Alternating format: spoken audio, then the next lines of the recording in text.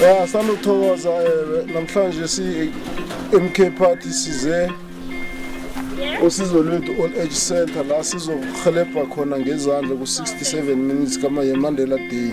And then ihlelo lethu la namhlanje lithoma la esizo lethu nasuka esizo lethu siya eGBM ku Old Age Center.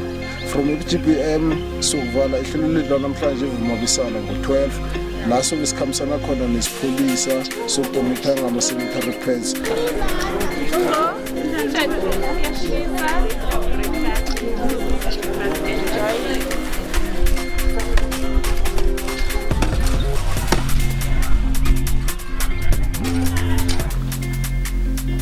Unendodana yawaSkhosana ekhulele lapha esiyaziwo.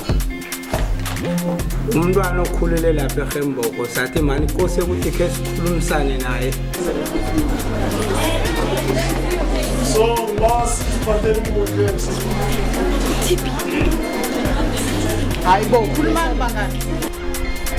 A wise man once said, if you are not educated at the age of 25, that means impilo one step ahead kuwe. Uti, if you are not starting make money at the age of 25, if you are not married at the age of 40, not rich at the age of 45, then you are a failure in life.